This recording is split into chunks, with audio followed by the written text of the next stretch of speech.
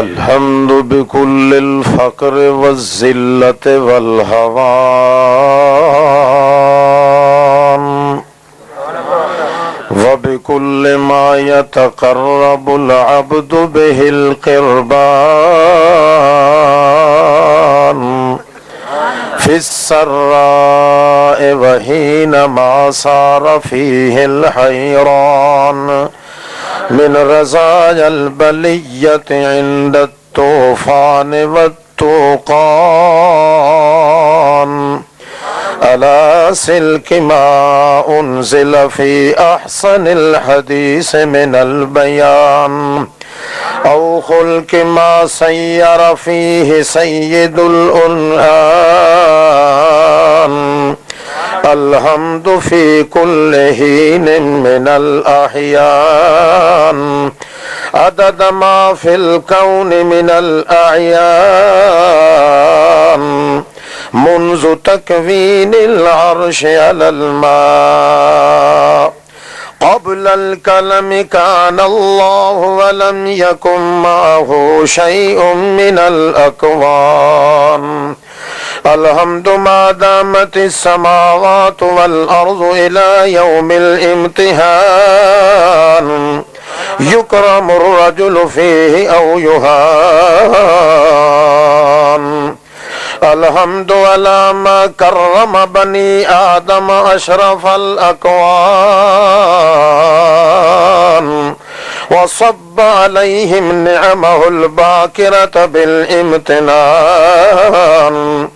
جعل له مما في الأرض جميعا وسخر بحكمه الشمس والقمر والنجوم والفلك والأنعام بالإحسان وبث في الأرض ذريته الولدان بالنكاح الحلال والتزويج البهيج فإذا هما الزوجان ثم أعلن بالقرآن فقال هل جزاء الإحسان إلا الإحسان فبأي آلاء ربكما تكذبان من الذي آتاكم من كل ما سألتموه وما لم تسألوه قل هو الرحمن يسأله من في السماوات والأرض كل يوم هو في شان فبأي آلاء ربكما تكذبان كل من عليها فان ويبقى وجه ربك ذو الجلال والإكرام فبأي آلاء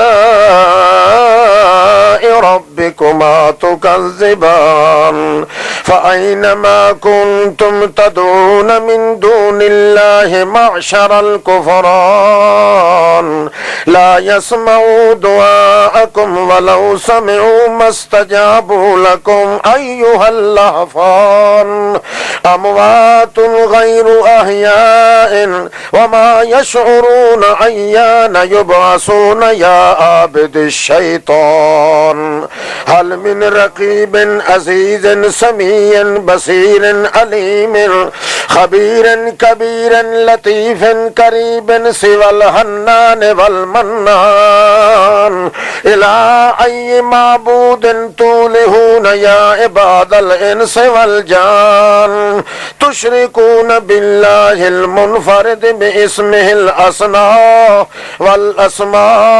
والأسماء المختص بالملك الأعز الأعمى الذي ليس دونه منتهى ولا وراءه مرمى الظاهر لا تخيلا ولا وهما الباطن تقدسا ولا أدما وسع كل شيء رحمة وعلما وأسبغ على أوليائه نعما جما نعما أمما من الطيبات حلالا جما أكلا وشربا لباسا نكاحا وقاحا حياء كاشفا غما وبعث فيهم منا رسولا من أنفسهم أنفسنا أربا وعجما وأزكاهم محتدا ومنوى وأرجاهم أكلا وهلما وأوفرهم علما وفهما وأقواهم وأطواهم وأزكاهم وأخشاهم يقينا وعزما وأشدهم بهم رأفة ورحمة وأزكاهم روحا وجسما وحاشاه عيبا وبصما وآتاه حكمة وحكما وفتح به أعينا نميا وقلوبا غلفا وآذانا صما فآمن به وعزره ونصره ووقره وعزمه من جعل الله له في مغنم السعادة قسما وكذب به وصدف عن آياته من كتب الله عليه اللعنة والشقاء حتما ومن كان في هذه أعمى فهو في الآخرة أعمى صلى الله عليه وسلم صلاة تنمو وتنهى الذي خلق بشان من خلق كأنك قد خلقت كما تشاء ربك يخلق ما يشاء يختار ما كذا أراد ما اختار ما يشاء ثم توج ثم هوج ثم نوج ثم هوج ثم عرج ثم صعد ثم توج بتاج الرسالة بختم النبوة والرسالة على فترة المرسلين بالرسالة فتجمل بجمال آيات رب العالمين وترفع بإشاعة التوحيد لأحسن الخالقين على من تقدم من المقربين فصار سيد المرسلين وربى أمته بسنته الكاظية بسنته الطاهرة بسنته الحافلة بسنته القاهرة المتقنة المزهنة المزمرة المجزمة العادلة فعدل وتوسط في تعليم الأمة وتزكيتها بحبل الله المتين بقرآن بفرقان قول وفصل مبين فذاقت به الأرض ولا المشركين وضربت عليهم الذلة والصغار إلى يوم الدين وجعل بين مدخل الشرك من ملجأ مغارة مزار خوخة عتبة آثار وزوات وطولة وتعويذ وتميمة نجسة شركية وقبر وهجن وشجر وبين المشركين صدا وردما حتما على اليقين فانهار وانقض ثم نادم وانصرم به كل بنان الكفر وبنيان المجرمين المشركين إلى أن جاءت البراءة من الله فالفتح المبين ورأى فوجا يدخلون في الدين عندما برد الله ورسوله من المشركين فأكمل الله بالنعمة كل النعمة والإسلام ورضي لهم بالدين حتى أعلن حتى أظهر حتى أكمل سيد الأولين والآخرين فقال أخرج اليهود من جزيرة العرب والمشركين فالحمد لله رب العالمين. أعوذ بالله من الشيطان الرجيم بسم الله الرحمن الرحيم الحمد لله رب العالمين الرحمن الرحيم مالک یوم الدین ایاک نعبد و ایاک نستعین اہدنا الصراط المستقیم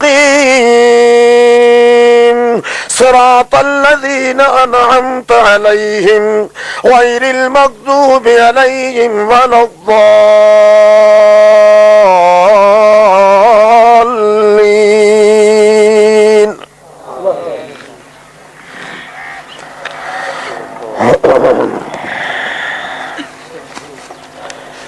سورہ فاتحہ الحمد شریف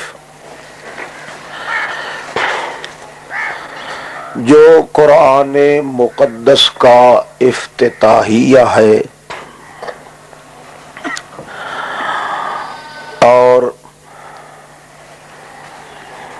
دربار الہی میں حاضری دینے والے کے لیے ایک نسخہ عظیمہ ہے. اپنی زندگی کو سنوارنے کے لیے دونوں جہانوں کی شاباش آفرین کامیابی حاصل کرنے کے لیے اللہ کا تجویز کیا ہوا یہ نسخہ علیہ ہے سورۃ فاتحہ. تمام آسمانی کتابیں جتنی بھی اللہ صاحب نے نازل فرمائی ان تمام آسمانی کتابوں کا اصل نچوڑ اور مقصد قرآن مقدس میں ہے. تمام قرآن مقدس کا خلاصہ اور نچوڑ یہ قرآن میں 7 سورتیں ہیں جنہیں حوامی میں 7 کہا جاتا ہے. ان سورتوں کے اندر پورے قرآن کا خلاصہ ہے. پھر ان سورتوں کا نچوڑ اور خلاصہ سورۃ فاتحہ کے اندر موجود ہے. گویا جس شخص کا تعلق اس سورۃ فاتحہ سے ہو جاتا ہے یوں سمجھے کہ میں نے 1,24,000 پیغمبر کی کتابیں حضرت محمد الرسول اللہ کی کتاب تمام آسمانی کتابوں کو اپنے سینے میں جما لیا ہے.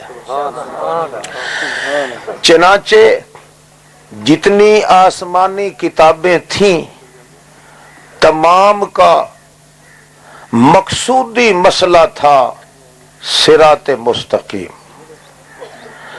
قرآن مقدس نے بھی سب سے زیادہ توجہ دی ہے تو اسی مسئلے پہ کہ صراط مستقیم کیا شے ہے. سورۃ حسن اتفاق ہے کہ سورۃ فاتحہ کے اندر بھی اصل مقصودی مسئلہ یہی ہے کہ صراط مستقیم کیا چیز ہے.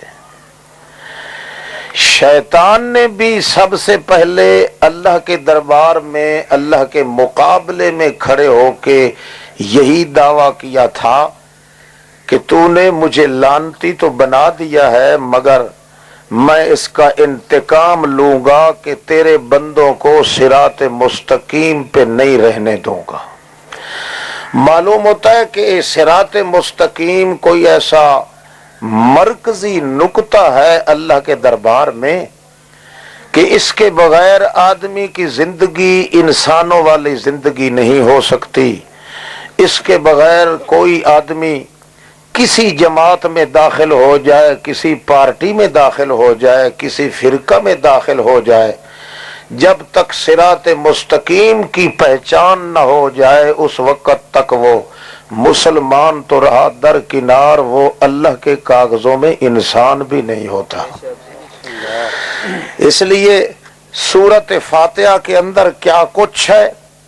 ایک شخص سوال کرتا ہے کہ پوری سورۃ فاتحہ جس کی 7 آیاتیں ہیں, جس کو قرآن عظیم کہا جاتا ہے, جس کو ام القرآن کہا جاتا ہے, جو لوگ اس قسم کی چیزیں مان کے سوال کریں کہ سورت فاتحہ میں اللہ پاک نے کیا کچھ بیان کیا ہے، تو آپ بڑے دھڑلے سے جواب دے سکتے ہیں کہ سورت فاتحہ میں صراط مستقیم پر جم کر رہنے کی درخواست ہے اور کچھ بھی نہیں ہے۔ جتنا کچھ ہے صراط مستقیم کے الفاظ جو ہیں دعا، اس سے پہلے یا اس کے بعد جو کچھ بیان ہوا ہے وہ صرف صراط مستقیم سے تعلق رکھتا ہے اور کسی چیز سے نہیں۔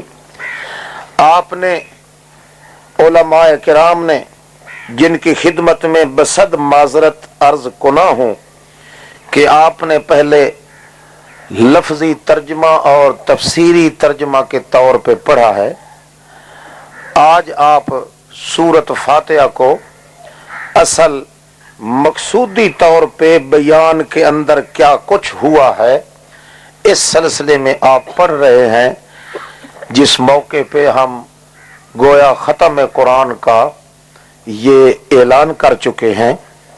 ذرا آپ توجہ فرمائیں۔ الحمدللہ رب العالمین، الحمد کے نیچے لکھیں صراط مستقیم کی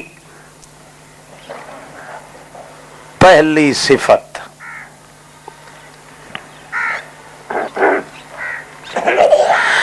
رب العالمین کے نیچے لکھیں صراط مستقیم کی دوسری صفت،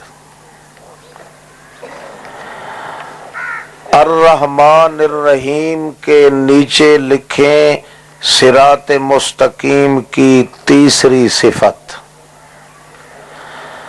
مالک یوم الدین کے نیچے لکھیں صراط مستقیم کی چوتھی صفت،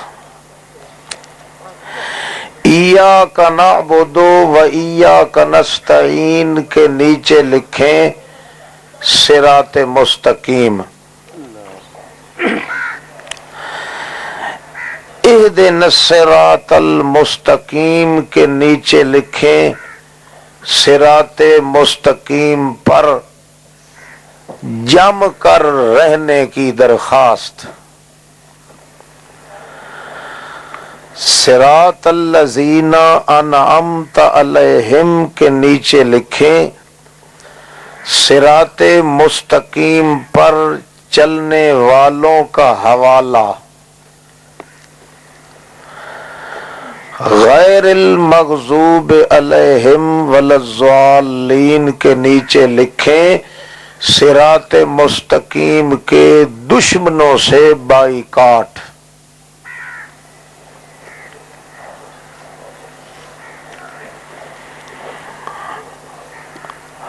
آپ کو یہ معلوم ہو گیا ہوگا کہ سورت فاتحہ میں اصل مقصد ہے صراط مستقیم۔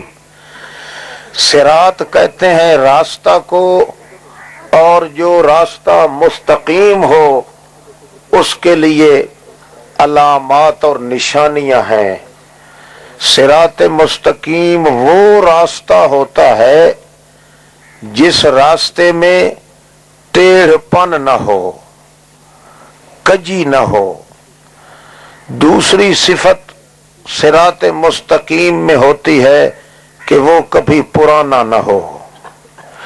تیسری صفت صراط مستقیم کی یہ ہوتی ہے کہ وہ سیدھا چل رہا ہو، اس کے اوپر کسی قسم کا کوئی ڈاکہ زنی کا خطرہ نہ ہو۔ چوتھی صفت یہ ہے کہ جو صراط مستقیم ہے وہ آدمی اس پہ چل رہا ہوتا ہے تو اچانک اللہ سے ملاقات ہو جاتی ہے۔ یہ چار صفتوں والا راستہ جو ہوتا ہے اس کو کہتے ہیں صراط مستقیم۔ گویا اللہ کریم فرماتے ہیں کہ تم سورت فاتحہ کے بہانے مجھ سے صراط مستقیم پر ڈٹ کر قائم ہو کر رہنے کی درخواست کرو، میں تمہیں اسی درخواست کے بہانے تمہیں دنیا ہی میں مل لوں گا۔ ان ربی علی صراط، پیغمبر کریم بھی اعلان فرماتے ہیں لوگوں میں اصل تو تمہیں اللہ سے ملاقات کروانا چاہتا ہوں، مگر اس کا طریقہ یہ ہے کہ آپ صراط مستقیم پہ چلیں۔ جب آپ صراط مستقیم پہ چل رہے ہوں گے تو اچانک ہی تمہیں پتہ اس وقت چلے گا جب تمہارے ساتھ میرے اللہ کی ملاقات ہو جائے گی۔ ان ربی علی صراط مستقیم۔ اگر خدا سے ملنا چاہتے ہو، کسی کا اگر مطمع نظر یہ ہے کہ میری ملاقات اللہ سے ہو جائے اور میں اللہ کا دیدار بھی کروں، اللہ کریم کے دیدار کے مناظر بھی لوٹ لوں، اللہ تعالی کی اپنی اصل وہ حیات قضائی جو اس کے لائق ہے وہ دیکھوں اور اپنے دل کے اندر سرور پیدا کروں، تو اس کے لیے ضروری ہے کہ صراط مستقیم پر چلے اور صراط مستقیم پر چلنے کی درخواست کرے۔ تو میرا وعدہ ہو گیا، پیغمبر کہتے ہیں ان ربی علی صراط مستقیم، میں پیغمبر ضامن ہوں اس بات کا کہ تم اگر صراط مستقیم پہ چلنے کے لیے تیار رہو گے تو میرا رب تمہیں اسی راستے پہ مل جائے گا۔ ان ربی علی صراط، اس لیے صراط مستقیم پہلے بیان ہوتے ہیں اور اس کی صفات بیان کرتے ہیں۔ الحمدللہ رب العالمین،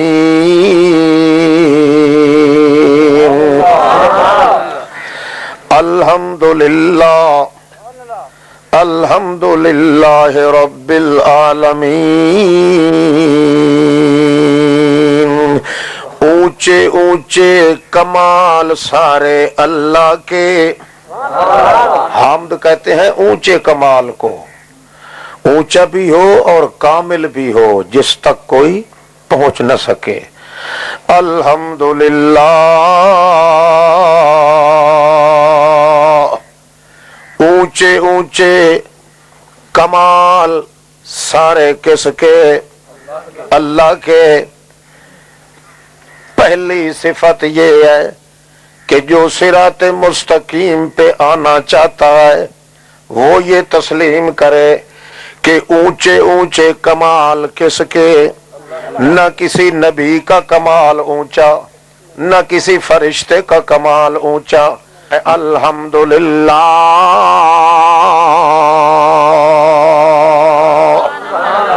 سب اونچے بے عیب لا ریب لا زوال با کمال، اونچے کمال اونچی صفتیں کس کی ہیں؟ اللہ۔ یہ پہلی صفت۔ اگر کوئی صراط مستقیم تک پہنچنا چاہتا ہے تو پہلی صفت یہ مانے اپنے رب کی اپنے دل کے اندر کہ الحمدللہ۔ دوسری صفت رب العالمین، اونچے کمال۔ ہم نے کہا ہے کہ اونچے اونچے کمال صرف اللہ کے، کیوں؟ اس کی دلیل یہ ہے دوسری صفت، اس لیے کہ ذرہ ذرہ کائنات کی پرورش کا نظام مکمل کرنے والا اللہ، چھوٹے کا بھی بڑے کا بھی، اپنوں کا بھی بیگانوں کا بھی، زندوں کا بھی مردوں کا بھی، رب العالمین۔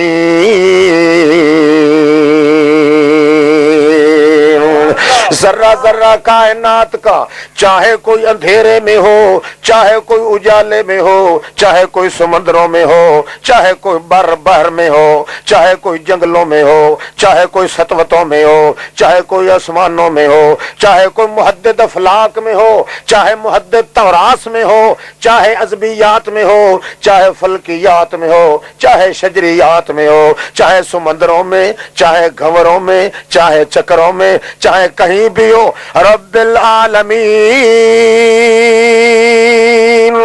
ذرہ ذرہ کائنات کی ابتدا رکھ کے اس کی پرورش شروع کر کے حد تمام اور کمال تک پہنچانے والا رب العالمین۔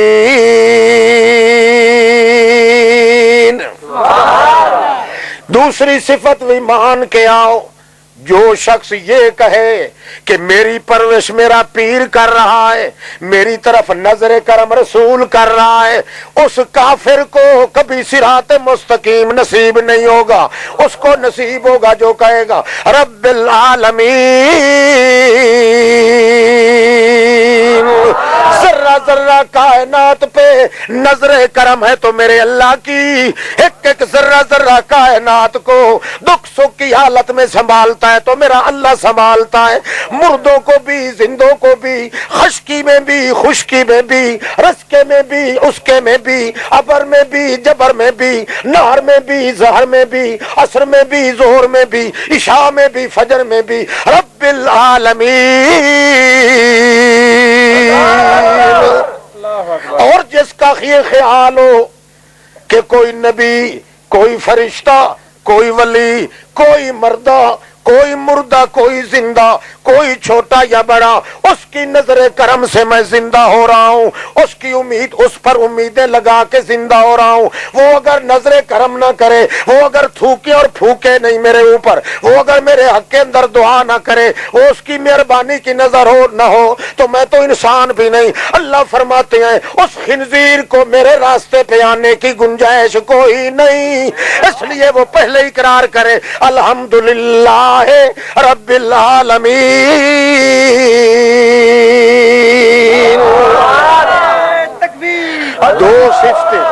دو صفتیں، تیسری صفت الرحمن الرحیم۔ الرحمن وہ اتنی مہربانی والا جس کی مہربانی ذرہ ذرہ کائنات میں موجود ہے، حتیٰ کہ کافر کو بھی جو زندگی وہ دے رہا ہے اس کی مہربانی سے مل رہی ہے۔ اگر کافر پر بھی اس کی نظر نہ ہو تو ایک سیکنڈ کے لیے کوئی کافر دشمن بھی نہیں زندہ رہ سکتا۔ الرحمن اس کی رحمت کے خزانے اتنے ہیں کہ کوئی ذرہ بھی نہیں۔ وسعت رحمتہ وسعت رحمتی کل شیء، اللہ کریم فرماتے ہیں او میرے پیغمبر میری طرف سے یہ اعلان کر دے، میری رحمت کا جتنا صاحبان ہے ذرہ ذرہ کائنات پہ چھایا ہوا ہے، حتیٰ کہ کالے رنگ کی چیونٹی ہو، کالے رنگ کا پتھر ہو، کالے رنگ کی رات ہو، اوپر ریگ ریگ کے چلنے والی چیونٹی، اس کی پاؤں کی آٹ سن کے انتظام کرنے والا اللہ الرحمن الرحیم۔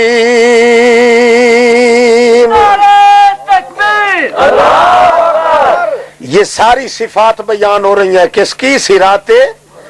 جب تک یہ پہلے عقیدہ بنا کے نہیں آئے گا صراط مستقیم کی دعا کرے یا نہ کرے، اس نامراد آدمی کو کبھی صراط مستقیم نصیب نہیں ہو سکتا۔ الرحیم، رحمان کے بعد رحیم ہے، رحمان میں مبالغہ ہے، مبالغہ ہنگامی طور پہ ہوتا ہے، ہنگامی ضرورت کے ٹائم ہوتا ہے، ضرورت مقام انسانی کے لیے ہوتی ہے۔ اللہ کریم فرماتے ہیں میں رحمان اس لیے ہوں کہ تمہیں جب بھی ضرورت پڑے تجھے مانگنے کی ضرورت نہ پڑ جائے۔ اللہ بغیر مانگے کے دے ہم تمہیں مانگنے کی ضرورت بھی۔ رب العالمین، اور پھر عالمین تمام ذرہ ذرہ کائنات کی پرورش کرنے والا، وہ جب تک عالم نہ ہو، جانے نہیں اس کی حقیقت کو، تو پرورش کس طرح کرے گا؟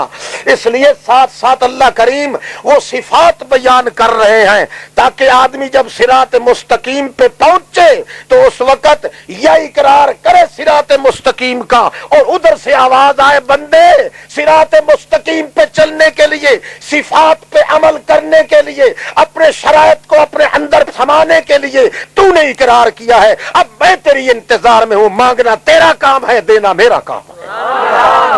جلدی مانگ تاکہ تجھے دے دیا جائے۔ ابھی تک وہ پورا کر رہا ہے شرائط اس کے، کہتا ہے الرحیم،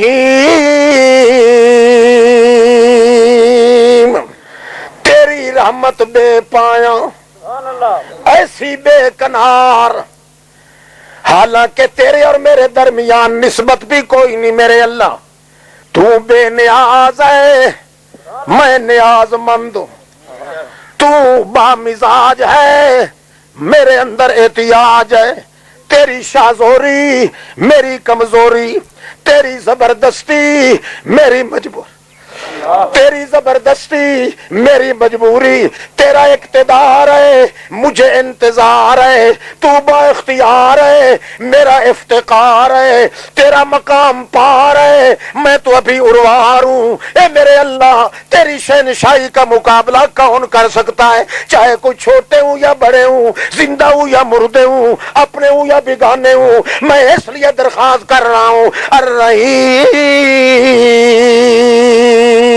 جس طرح ذرہ ذرہ کائنات میں تیری رحمت کے اشارے کے بغیر کوئی زندہ نہیں چل رہا، اسی طرح میری درخواست ہے کہ تو مجھے اپنی رحمت کی اوٹ میں لے لے۔ اللہ فرماتے ہیں میں صرف رحمان نہیں الرحیم بھی ہوں، اور رحمت لینے والے یہ تو تھک جائیں گے، رحمت دینے والا کبھی تھکتا نہیں ہے۔ سبحان اللہ الرحیم۔ اللہ اللہ تے پچھلے تے ساٹنا انہیں تیرا کو نقصان کیتا ہے، ہاں اتنی خوشامد کرنا سارے دی کرنا۔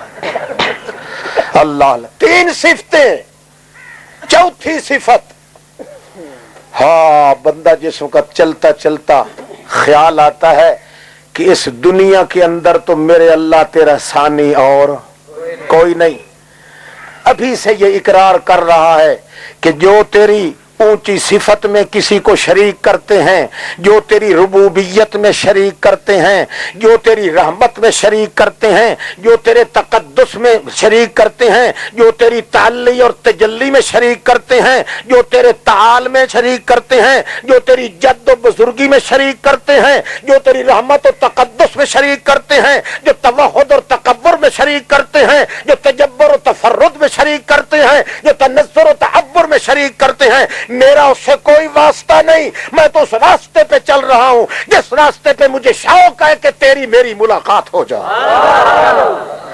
اب میں ملاقات کرنا چاہتا ہوں، اپنی ملاقات کے لیے میں یہ ضروری سمجھتا ہوں کہ تیری صفات جو صراط مستقیم کے لیے ضروری ہے اس پہ پہلے عمل کروں، اس لیے آخری بار کہتا ہے مالک یوم الدین،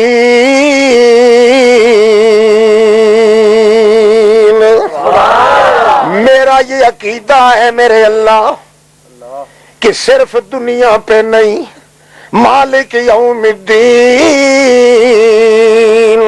دن قیامت کے بھی ذرہ ذرہ کا مالک تو ہی ہوگا اور کوئی نہیں۔ یہاں تو پھر بھی دنیا میں کئی مجازی طور پہ مالک موجود ہیں، مگر دن قیامت کے نرا ملک تیرا ہوگا، ملک بھی تیرا، ملک بھی تیرا، مالک بھی تو ہوگا، کہ لا یتکلمون الا من اذن له الرحمن وقال صوابا۔ بڑے بڑے جو مقرب ہیں تیرے دربار میں، نزدیک آرا بیش بود حیرانی، ہمارا بیش بود حیرانی، جو تیرے دربار میں قریب قریب رہتے ہیں وہ فرشتے ہیں یا نبی ہیں، دن قیامت کے تو وہ اتنے ہی مالک نہیں ہوں گے تیرے اشارے کے بغیر اپنی زبان ہلا سکیں۔ لا یتکلمون، یہاں دنیا پہ تو اللہ کریم کو بندے نے کہہ دیا تھا ما یملکون من کتمیر، جو نبی ہیں، جو پیر فقیر ہیں، جو بھی کائنات والے ہیں، وہ تو ایک گٹھلی کھجور کی گٹھلی پہ ہونے والے ایک نقطے پر بھی اختیار نہیں رکھتے، ایک چھلکے پر بھی اختیار نہیں رکھتے، مگر اب کہتا ہے مالک یوم الدین، دن قیامت کے وہ تو اپنی زبان ہلانے کے بھی مالک نہیں ہوں گے، اتنا تو مالک ہے۔ جب ساری صفتیں بیان کر لیتا ہے اس وقت کہتا ہے ایاک نعبد و ایاک نستعین، ساری صفتیں پوری میں کر لی ہیں، اور یہ اس لیے کہ اصل مقصود تھا صراط مستقیم کا، ایاک نعبد و ایاک نستعین، اللہ تیری ہی عبادت کروں گا، تیرے ہی سامنے اپنی ذلتیں کا اظہار کروں گا، اور جب کبھی کوئی ضرورت پڑی تو صرف تجھ سے ہی مدد مانگوں گا، اور کسی سے، ہاں تیرے سامنے ذلت اختیار کروں گا، یہ نہیں کہ میں تجھے ماننے کے بعد پھر تعویذ لکھوانے شروع کر دوں، کسی مردے کی قبر پہ دوڑ پڑوں، کسی توگ شدہ کسی پلنگ ملا کے پاس چلا جاؤں، یا کسی پیر کی چوکٹ جا کے چوموں۔ نہیں نہیں، یہ اس طرح تو کتا بھی نہیں کر سکتا، میں کس طرح کروں گا؟ کتا بھی کتے کے آگے جھکنے کے لیے تیار نہیں ہے، میں بندہ ہو کے بندے کے سامنے کیسے جھکوں گا؟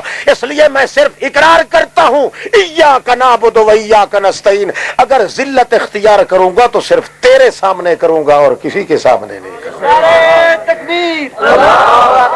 ہاں، جب کہتے ہیں نا ایاک نعبد و ایاک نستعین، اب اللہ کی طرف سے آواز آتی ہے، او مانگ یار، دیر کیوں کر رہا ہے؟ تیرے مانگنے کی دیر ہے، ہمارے دینے کی دیر نہیں۔ مانگنے کی دیر ہے، صرف مانگ۔ اب وہ کہتا ہے اہدنا الصراط المستقیم،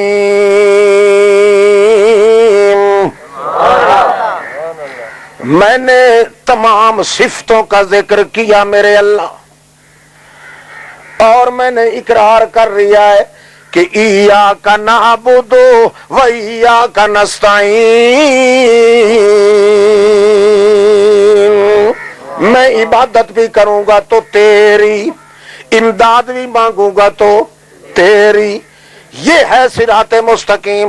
اب میں اور کوئی بیٹا بیٹی نہیں مانگتا، اور کوئی مال و دھن نہیں مانگتا، اور کوئی دولت میں نہیں مانگتا، اور کوئی شولداری میں نہیں مانگتا، اور کوئی لمبرداری میں نہیں مانگتا، اور کوئی میاں سلسلہ داری کوئی نہیں مانگتا، نہ کوئی دنیا داری مانگتا ہوں، نہ مالداری مانگتا ہوں، نہ تجھ سے کوئی ممبری مانگتا ہوں، نہ تجھ سے کہتا ہوں کہ دودھ پتر دی زیادہ سے زیادہ دے دے، میں کوئی مطالبہ نہیں کرتا، میرا یہی مطالبہ ہے اہدنا الصراط المستقیم،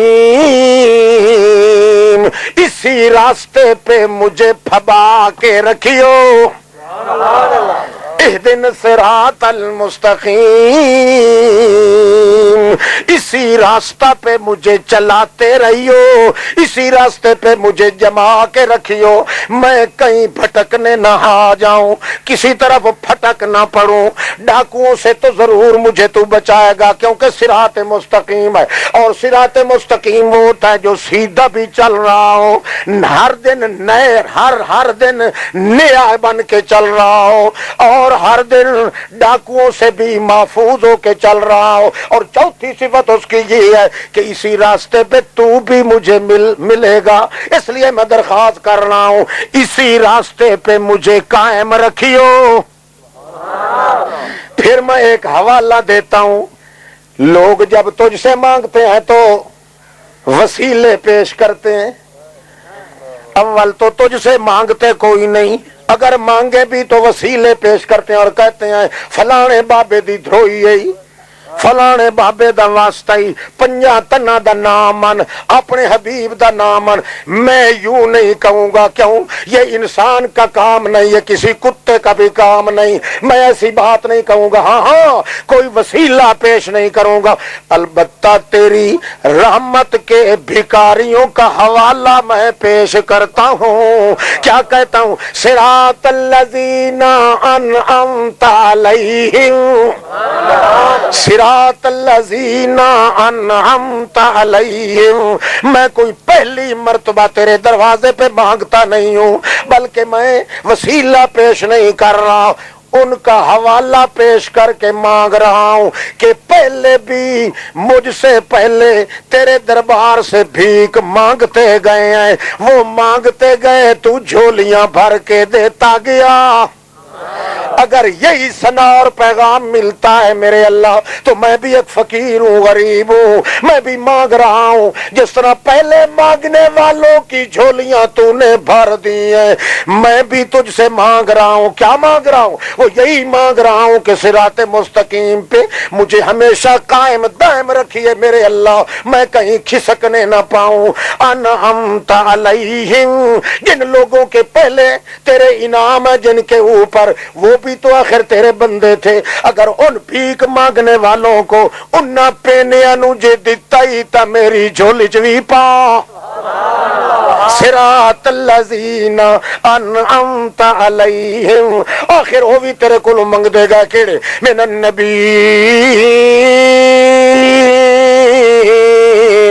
والصدیقین والشہداء والصالحین.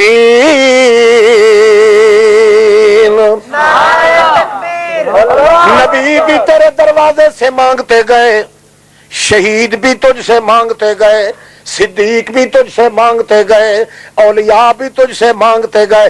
ان مانگنے والوں کی جھولیاں تو نے بھر دی ہیں. میں بھی انہی کا حوالہ پیش کر کے کہہ رہا ہوں کہ اے دینا مجھ فقیر کو بھی اسی اصل راستے پہ ہمیشہ جما کے رکھیو، کہیں پھٹکنے نہ دیجیو میرے کل جگ کے مختار مولا. جب یہ کہتا ہے اس وقت آگے پھر کیا کہتا ہے؟ غیر المغضوب علیہم ولا الضالین. جو لوگ صراط مستقیم کے دشمن ہیں، جو لوگ صراط مستقیم کے، خیال کرنا، جو لوگ صراط مستقیم کے دشمن ہیں، چاہے وہ یہودی ہوں، چاہے وہ عیسائی ہوں، چاہے وہ قریش مکہ ہوں، جو بھی ہوں، مجھے ان کے راستے پہ جانے دینا نہیں ہے. غیر المغضوب علیہم ولا الضالین. معلوم ہو گیا جن اہل کتاب کی ذبیحہ کی اجازت ملی ہے وہ ہیں جو صراط مستقیم کے دعوے میں دشمن نہیں ہے. جو صراط مستقیم کے دعوے کا دشمن ہوگا، چاہے اہل کتاب ہو تو بھی مرتد ہے، مشرک ہو تو بھی مرتد ہے، اس کی ذبیحہ کھانے کی اجازت نہیں ہے. اجازت اس کی ہے جو صراط مستقیم کی صفتوں کا اپنے دعوے میں دشمن نہ ہوگا. نعرہ تکبیر. ہاں مسئلہ کچھ سمجھ آ رہی ہے؟ غیر المغضوب، ہاں یہ کس طرح ہو سکتا ہے کہ صراط مستقیم کا دشمن بھی ہو اور صرف اہل کتاب ہونے کی وجہ سے اس کی ذبیحہ حلال ہو جائے؟ نہیں نہیں، اس کتے اور سور کی قطعاً کوئی رشتہ داری یا اس سے کوئی نکاح یا اس کی ذبیحہ نہیں. جو صراط مستقیم کا دعوے میں دشمن ہو، اور جن اہل کتاب کی ذبیحہ جائز ہے اللہ کریم نے صاف بتلا دیا، وہ دعوے کے لحاظ سے صراط مستقیم کے دشمن نہیں ہے، چاہے عملی طور پہ مشرک شرکی کیوں نہ کرتے رہیں. دعویٰ ان کا یہی ہے کہ لا الہ الا اللہ، اس دعوے پہ ہے. اور صراط مستقیم یہی ہے ایاک نعبد و ایاک نستعین. اللہ کریم نے فیصلہ کر دیا جو لوگ صراط مستقیم کے دشمن ہوں گے وہ یہودی ہیں تب بھی مرتد ہیں، عیسائی ہیں تب بھی مرتد ہیں، مشرک ہیں تب بھی مرتد ہیں. ان کی ذبیحہ یا ان سے رشتہ داری مسلمان نہیں کر سکتا. صراط الذین، ہاں جو لوگ کہتے ہیں نا مشرکوں سے رشتہ جائز ہے یا مشرکوں کی ذبیحہ جائز ہے، اللہ کی قسم ہے وہ سورت فاتحہ کے منکر کافر ہیں. سورت فاتحہ کے سرے سے منکر اور کافر ہیں پرلے درجے کے.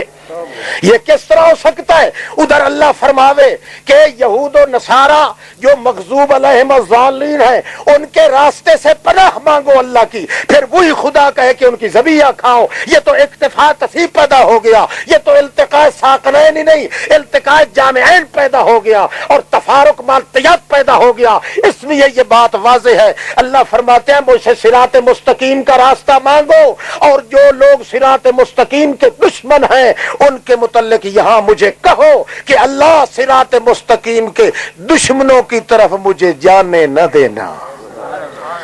اور اگر اللہ کہہ دے کہ تو اس کی ذبیحہ کھا لیا کر تو بندہ نہیں کہے گا میں نے تو کہا تھا کہ اس کی طرف نہ جانے دینا، تو نے الٹا مجھے اس کا گوشت کھلوا دیا ہے، اس سے رشتہ داری کروا دیا ہے، اس کے پیچھے نمازیں پڑھوا دی ہیں. نہیں، اس سے وہی اہل کتاب مراد ہے یہود و نصارہ جو مغضوب علیہم والضالین. تو کیا مطلب؟ صراط مستقیم کے دشمن ہوں تو وہ ہیں مردود اور مرتد، ان کے راستے کی طرف جانے کی اجازت نہیں. اور جو صراط مستقیم کا اقرار کریں چاہے عمل کریں یا مخالفت نہ کرے صراط مستقیم کی، جس طرح بعض اہل کتاب اور یہودیوں کا اصل مسلک قرآن نے بیان کیا، لا نعبد، دعوت ان کا یہی ہے، چاہے وہ رات دن شرک میں کیوں نہ گرفتار رہے، بات دعوے پہ چلے گی۔ گویا اللہ فرماتے ہیں جو میرے صراط مستقیم کے دشمن نہیں ہیں ان کے ساتھ تو تمہارا تعلق ہو سکتا ہے، جو صراط مستقیم کے دشمن ہیں ان سے دوری کی درخواست یہی سورۃ فاتحہ میں کرتے جاؤ۔ ہاں، صراط الذین انعمت علیہم غیر المغضوب علیہم ولا الضالین۔ اللہ مجھے ان لوگوں کے راستے پہ رکھیے جو لوگ تیرے صراط مستقیم پہ جم کر رہنے کے لیے تجھ سے ہی دعائیں کرتے گئے ہیں۔ معلوم ہوتا ہے صراط مستقیم اگر بندے کو نصیب ہو جائے تو اللہ سے اور کچھ مانگنے کی ضرورت بھی نہیں، بغیر مانگے ہی اللہ کریم اس کو دے دے گا۔ اس لیے عظیم موقع، عظیم الشان موقع، بہترین موقع، بڑا اونچا موقع سورۃ فاتحہ پڑھنے کا، بہت بڑا اونچا مقام سورۃ فاتحہ پڑھنے کا۔ اس مقام میں اللہ کریم فرماتے ہیں اور کچھ نہیں مانگنا، اگر مانگنا ہے تو یہ مانگنا ہے، اہدنا الصراط المستقیم۔ کیوں؟ اس لیے کہ صراط مستقیم پہ جو جم ہو جائے گا، صراط مستقیم پہ جو ڈٹ جائے گا، صراط مستقیم جس کو نصیب ہو جائے گا، وہ یوں سمجھے بغیر مانگے اللہ نے میرے سارے مطالبے پورے کر دی۔ اللہ اللہ، گویا یہ ایک صرف اشارہ تھا۔ دوبارہ دیکھ لیں، الحمدللہ یہ پہلی صفت ہے صراط مستقیم کی، پہلی صفت۔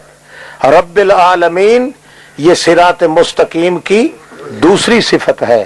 الرحمن الرحیم یہ صراط مستقیم کی تیسری صفت ہے۔ مالک یوم الدین یہ صراط مستقیم کی چوتھی صفت ہے۔ ایاک نعبد و ایاک نستعین خود صراط مستقیم ہے، خود صراط اہدنا الصراط المستقیم، یہ صراط مستقیم پر قائم رہنے کی درخواست ہے۔ جب درخواست ہوئی پھر آگے صراط الذین انعمت علیہم، یہ حوالہ دیا جا رہا ہے ان لوگوں کا جو لوگ پہلے بھی اللہ سے صراط مستقیم پر قائم رہنے کی دعا کرتے گئے ہیں، ان کا حوالہ دے کے یہ بات بتلائی جا رہی ہے کہ اللہ سے کچھ مانگنا ہو تو وسیلے پیش کرنے کی ضرورت نہیں، بلکہ اللہ سے کچھ لینا ہو تو جن لوگوں کو اللہ نے پہلے دے دیا ہے ان کا حوالہ دے کے اللہ کی رحمت کا ثنا اس کو دو، تو خود بخود تمہاری جھولی کو اللہ بھر کے رکھ دے گا۔ اس کے بعد ہے غیر المغضوب علیہم ولا الضالین، جو لوگ صراط مستقیم کے کٹر ظاہر باہر دشمن ہیں ان سے بالکل بائیکاٹ کر کے رہو اور ان کے خلاف کر کے رہو، چاہے وہ اپنے آپ کو یہودی کہلائیں، چاہے وہ اپنے آپ کو عیسائی کہلائیں، چاہے وہ اپنے آپ کو اہل کتاب کہیں، ان کے راستے کی طرف جانے کی اجازت نہیں ہے، البتہ ان کی طرف جانے کی اجازت ہے جو صراط مستقیم کے دشمن نہیں ہے۔ اگر یہی عقیدہ ہے تمہارا مسلمانوں کا تو پھر آپ دوبارہ پھر سن لیں کہ صراط مستقیم کے خلاف جو مولوی یا پیر ہیں آپ لوگ اپنی نمازیں ان کے پیچھے پڑھ کے نمازیں برباد نہ کیا کریں۔ سور کے پیچھے کسی انسان کی نماز نہیں ہوتی جو صراط مستقیم کا دشمن ہے۔ صفتیں آپ سن چکے ہیں، مسئلہ آپ سن چکے ہیں، چاہے وہ شیخ الحدیث ہو، چاہے بڑا مفتی ہو، بڑا لینڈ لاٹ کیوں نہ ہو، چاہے کوئی شاہ ہو، چاہے کوئی خان ہو، چاہے کوئی مہر ہو، چاہے کوئی صدر گورنر وزیر ہو، یوں سمجھیے کہ جو کتے سے بھی بدتر سور ہے، جو صراط مستقیم کا دشمن ہے۔ آپ یہ نہ کہا کریں کہ جماعت کا ثواب لینے کے لیے ہم نے اس کتے کے پیچھے نماز پڑھ لی ہے، نہیں نہیں، آپ کو اگر مولوی نہیں ملتا، امام نہیں ملتا تو آپ اللہ کی قسم اکیلے نماز پڑھیں گے، آپ کو ثواب حضرت ابراہیم کی عبادت کا ملے گا۔ کیونکہ ان ابراہیم کان امتن واحدہ، حضرت ابراہیم کا مقام اور اتھارٹی، ان کا تقدس، ان کا جمال، ان کا روب، ان کا بوجھ، ان کا وقار، ان کی عزت، ان کی شوکت، ان کی قوت، ان کی طاقت، ان کی منزل، ان کا مرتبہ، ان کا درجہ، ان کی رفعت، ان کی بلندی پوری جماعت کے برابر تھی۔ اس لیے جس آدمی کو اپنے عقیدے کے مطابق کوئی مولوی نہیں مل پایا، اکیلے اگر عبادت کرے گا، اکیلے نماز پڑھے گا، تو جس طرح ابراہیم علیہ السلام کو پوری دنیا کی عبادت کا ثواب ملتا تھا، اس کو بھی پوری دنیا کی عبادت کا ثواب ملے گا۔ نعرہ تکبیر، ہاں، اپنی عبادتوں کو ضائع مت کریں۔ اللہ نے سورۃ فاتحہ کے اندر یہ گر سمجھا دیا ہے، قانون بنا دیا ہے۔ بہرحال قرآن مقدس تو بڑا سمندر ہے، یہ صرف ایک نشان تھا۔ کچھ کہنا ہے؟ ہاں، حضرت صرف نماز ضائع ہوگی، ایمان بچا رہے گا ساتھ میں؟ جب نماز ضائع ہو گئی تو ایمان کس طرح بچے گا؟ نماز کا نام ایمان ہے۔ نماز جو ہے وہ ایمان کا پانی ہے۔ جب پانی نہ ہوگا تو کوئی کھیتی سرسبز نہیں رہ سکے گی۔ نماز جب برباد ہو جائے گی تو ایمان اس سے پہلے رخصت ہو جائے گا۔ نماز کے ضائع ہونے کا کنایا قرآن میں ایمان کے ضائع ہونے سے کیا جاتا ہے۔ اس لیے جس کی نماز ضائع ہو گئی اس کا ایمان بھی برباد ہو گیا۔ وہ جس طرح وہ آپ سمجھتے ہی ہوں گے، سنا بھی ہوگا، کسی جٹ سے کسی نے پوچھا تھا کہ میاں یہ جو دھان ہوتا ہے، سریاں بھی بولتے ہیں، بعض علاقوں میں منجی بھی بولتے ہیں، چاولوں کا کھیت بھی بولتے ہیں، بھئی اس دھان کو کتنا پانی دینا چاہیے؟ اس نے کہا تھا پانی دھان کو؟ ہاں جی، کہ پانی پانی پانی پانی پانی پانی پانی پانی پانی پانی پانی پانی پانی پانی پانی پانی پانی اس آخیا بس کر، آخر لگا بس کر تو دھان سکدا۔ یعنی منجی میں اتنا پانی ہو کہ کبھی خشک ہونے نہ آئے، اگر خشک ہو جائے گا تو چاول چاول نہیں رہے گا۔ اسی طرح نیک اعمال جو ہے، نماز روزہ، اگر یہ چلتے رہیں گے تو ایمان محفوظ رہے گا مومن کا۔ اگر ان کا پانی ختم ہو جائے گا تو ایمان پہلے ہی رفع چکر ہو جائے گا۔ ہاں جی، تو اب ایک ضروری عرض تھا، وہ یہ کہ میں جو ترجمہ مقدسہ میں شریک علماء کرام ہیں، اللہ کریم ان کو مجھ سے درجہ زیادہ علم اور عمل عطا فرمائے۔ ہم خاطر خواہ ان کی خدمت تو نہیں کر سکے، البتہ حصہ بقدر جسہ جتنا ہو سکتا تھا وہ ہو گیا ہے۔ اور آپ کو پتہ ہے کہ ہم نے اس دفعہ صرف تفسیری ترجمہ ہی محض پڑھانا تھا، 10 پارے، 3 سال کے اندر جا کے قرآن مکمل کا ترجمہ ہمارا مکمل ہوگا انشاءاللہ۔ چنانچہ جو حضرات اس سال تشریف لائے ہیں ان کو صرف دستار بندی کرائی جا رہی ہے تاکہ میں مجرم نہ بن جاؤں، اور باقی جتنی تکالیف کوئی کھانے پینے میں، رہائش میں آئی ہے اس سے متعلق میں معذرت خواہ ہوں کہ آپ کی اگر پوری خدمت نہیں ہو سکی تو اللہ معاف کرے، آپ بھی معاف کر دیں۔ اور انشاءاللہ آئندہ سال آپ تشریف لائیں گے تو اگلے 10 پارے آپ کے لیے، کئی نئے آئیں گے تو ان کو اسی سال والے یہ ابتدا سے ان کو بھی انشاءاللہ پڑھائیں گے، آپ کی خدمت بھی کریں گے۔ بہرحال کوئی محروم نہیں رہے گا۔ البتہ آپ اتنی دعا ضرور کریں کہ اللہ رب العزت ہمارے ذہن میں جو چند منصوبے ہیں اللہ کریم ان کو مکمل فرمائے۔ میں کوشش کروں گا کہ اسی سال کے دوران آپ کو اشتہار کے ذریعے اطلاع ہو جائے، اگر اللہ کو منظور ہوا، کہ اس مدرسے میں، آپ کے مدرسے میں، یہ دارالعلوم کی شکل میں بن چکا ہے، ابتدا سے لے کر دورہ حدیث تک تمام فنون اس کے اندر پڑھائے جائیں گے، اللہ کو منظور ہوا۔ اور مجھے صرف تکلیف ہے بعض مدرسین کی تلاش کرنے کی، چند تو میرے ذہن میں آ گئے ہیں۔ مدرس ایسے چاہیے جو الحمدللہ، میں تو خیر اہل علم بھی اتنا نہیں، ان کا طالب علم، میں تو چاہتا ہوں ایسے علماء مل جائیں مجھے جن سے میں بھی خود سبق پڑھوں، اتنے قابل ہوں۔ انشاءاللہ امید ہے مل جائیں گے، کسی وقت بھی آپ کی خدمت میں انشاءاللہ اطلاع پہنچے گی، آپ منتظر رہیں۔